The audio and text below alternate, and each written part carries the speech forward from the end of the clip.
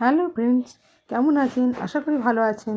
দেখুন, আজকে আমি পাস্তা বানাচ্ছি, একটু নতুন ধরনের পাস্তা। আপনারা এইভাবে ট্রাই করলে দেখুন আপনাদের খুব ভালো লাগবে। প্রথমে আমি যে সবজিগুলো দেবো সেগুলো সব কেটে নিয়েছি। কেটে নিয়ে এবার সমস্ত আলাদা আলাদা করে আমি রেখেছি। এবার প্রথমে আমি কুকারে জল বসিয়ে দিলাম। জলের মধ্যে একটু তেল দিয়ে দেবো। তেল দিয়ে তারপর আমি পাস্তাটা দিয়ে দেবো। দিয়ে তারপর আমি ওতে একটু নুন দিয়ে দেবো। এই পাস্তাগুলো সব দিয়ে দেবো জলেতে। দিয়ে আমি এই পাস্তাটা একটা সিটি দিয়ে নেবো, তাহলে একটু তাড়াতাড়ি সেদ্ধটা হয়ে যাবে। নিয়ে নুনটাও একটু দিয়ে দিতে হবে সামান্য। দিয়ে আমি এটা এবার ঢাকা দিয়ে ফুটতে দেবো। একটা সিটি পড়া পর্যন্ত অপেক্ষা করতে হবে। এই নুনটা দিয়ে দিলাম। এবার আমি আটকে দেবো কুকারটাকে। দিয়ে এবার আমি অপেক্ষা করব যতক্ষণ না পর্যন্ত একটা সিটি পড়ছে। ততক্ষণ আমি অন্যান্য যেগুলো দেবো সেইগুলো সব এবার তৈরি করবো। যেমন সস দিয়ে আমি করেছি এটা সম্পূর্ণ। এই সসগুলোকে এবার একসঙ্গে সব করে রাখবো। এবার এই বাটিতেই আমি সব ঢালবো। প্রথমে 1 চামচ, এটা 1 টেবিল চামচ, এটা 1 টেবিল চামচ আমি সোয়া সস নিলাম। তারপর আমি 2 চামচ মতো চিলি সস নিলাম। 2 চামচ চিলি সস নেওয়ার পর তারপর আমি এতে আর দেবো টমেটো সস। আমার ঘরে যা সস ছিল সেইগুলো দিয়েই আমি সব করেছি।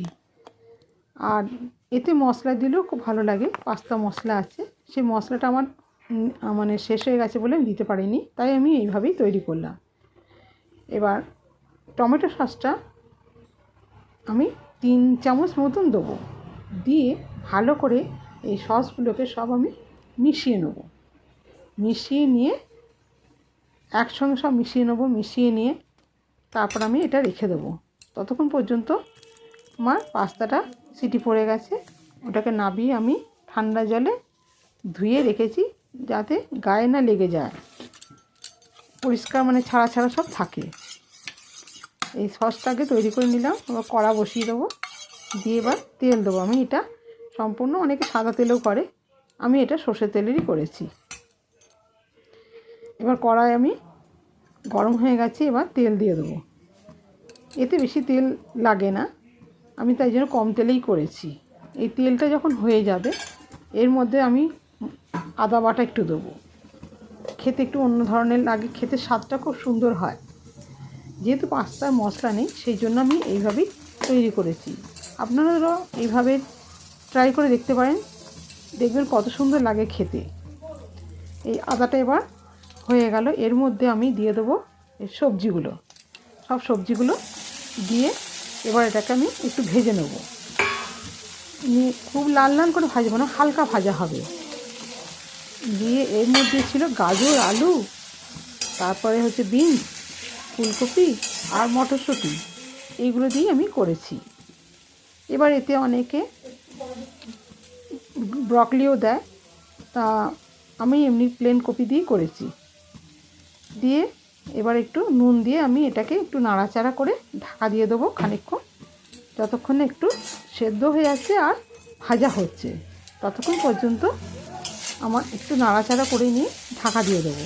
এতে তো জল দেবো না, এই ঢাকা দিয়ে হালকা আঁচে আমি এটাকে ভেজে নেব। ভেজে নিয়ে তারপর আমি দেখাচ্ছি কতটা নরম হলো। এটা 2 মিনিট মতো ঢাকা দিয়ে রেখেছিলাম। তারপরে দেখুন প্রায় ভাজা হয়ে এসছে, খানিকটা নরমও হয়ে গেছে, প্রায় সেদ্ধই হয়ে গেছে। এইবার আমি এর মধ্যে দিয়ে দেবো যে সসটা গুলে রেখেছিলাম, সেই সসটা সম্পূর্ণ দিয়ে দেবো। সব সসটা দিয়ে এবার আমি এটাকে একটু নাড়াচাড়া করব। নিয়ে তারপরে আমি পাস্তাগুলোকে দিয়ে দেবো। দেখুন, এই রেসিপিটা যদি আপনাদের ভালো লেগে থাকে তাহলে আমার চ্যানেলটাকে সাবস্ক্রাইব করে আমার পাশে থাকবেন। আমার চ্যানেলের নাম হচ্ছে শ্রাবণীস কিচেন। দেখুন কীভাবে তৈরি করলাম এই পাস্তাটা।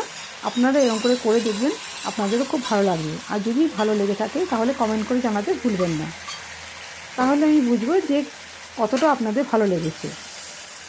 এবার আমি এটা একটুখানি ফুটে গেলেই আমি পাস্তাটা দিয়ে দেবো। দিয়ে একটু নাড়াচাড়া করে নেব।